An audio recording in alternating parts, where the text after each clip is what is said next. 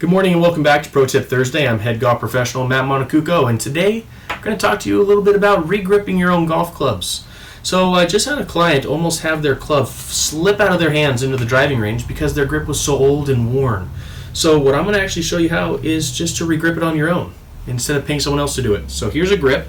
You need a box cutter, double-sided grip tape, some grip solvent, lighter fluid, paint thinner works the same, a vise, or even a secondary person. So the first thing that you have to do is take your box cutter and actually slice that grip off, okay? Normally, you'll have a razor blade that has a hook on it that makes it just a little bit easier, but sometimes you just don't have all the tools at your disposal, so you just use what you got. But once you slice it all the way down, you just pull the grip right off.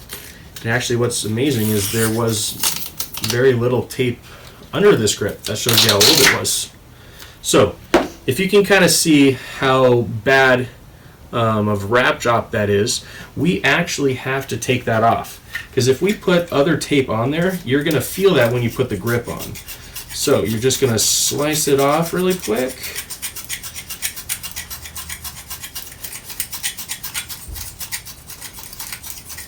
So one thing to keep in mind when we're doing this is steel shafts are a little bit easier to do when you're cutting the grip off because you don't necessarily have to worry about how hard you're pushing that razor blade down.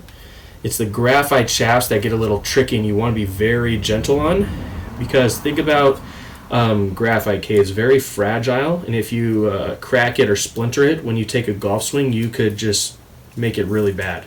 So when you're using that graphite shaft and you're cutting off that grip, just be very, very gentle and careful, as though you're just trying to cut the actual grip off instead of trying to touch the shaft itself. When you're going through grip selection, it's all about feel. What I'm putting on here is just a standard size grip. Personal preference to me is I like mid-size. It's not necessarily proven, but I feel if I have a little bit bigger of a grip, it's going to take some of the risks out of my game, so I'm not going to draw it as much. And that's kind of true when you talk about putting, because in putting they give you those super stroke grips because they help take the wrist out. So I said, hey, if that's the same with putting, shouldn't it be similar to actually swinging a golf club? So that's why I use a mid-size. But sometimes you just don't like that bigger size grip, so just do whatever feels most comfortable and whatever you like, okay? Almost done here.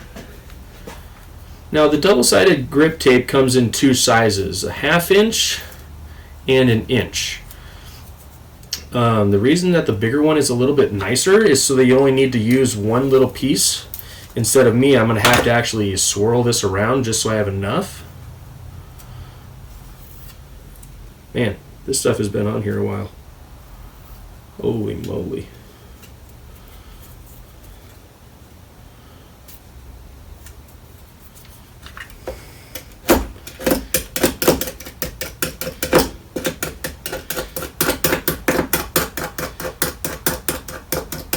Okay, almost there. Perfect. Okay, so now that we have the big part of the tape all gone, you put it in your vise. Now, you take your grip and you measure about how far you're going to need to tape up that shaft. Now, on your grips, there's always going to be these lines right here. You want to put those lines on the butt of the club, so when you put the tape all the way down to the bottom, you're not going to have tape showing, so it's a good measuring point. Or you take your grip, you slide that tape all the way down, measure it, and tear it. Okay? So when you have the big piece, you just put it on like this, and then take it off. So what we're going to do is we're going to cheat, and I'm just going to show you guys how to do that. Let's get it all nice. Then just peel that one side right off.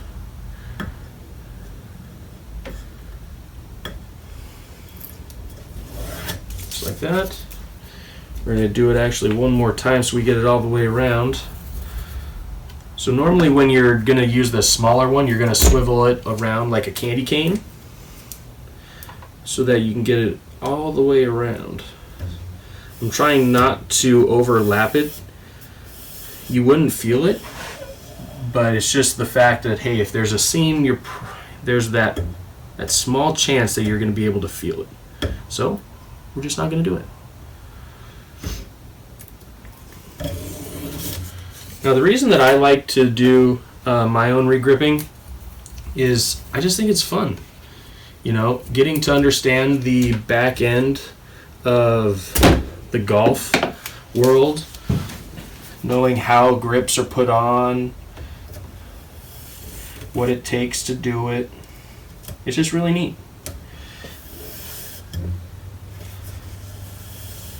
Okay, so now we got the tape all on there.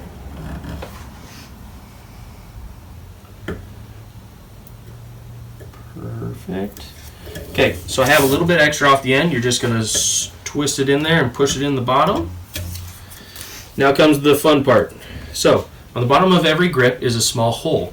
What you're going to do is you're going to plug it with your finger, and then you're going to spray your solvent into the other end.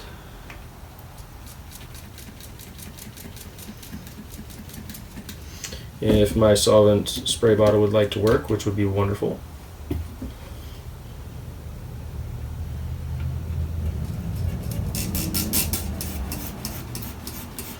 Now there is such a thing as too much solvent, but one thing to keep in mind when you're regripping your clubs, if you don't use enough, you're not going to be able to get it on.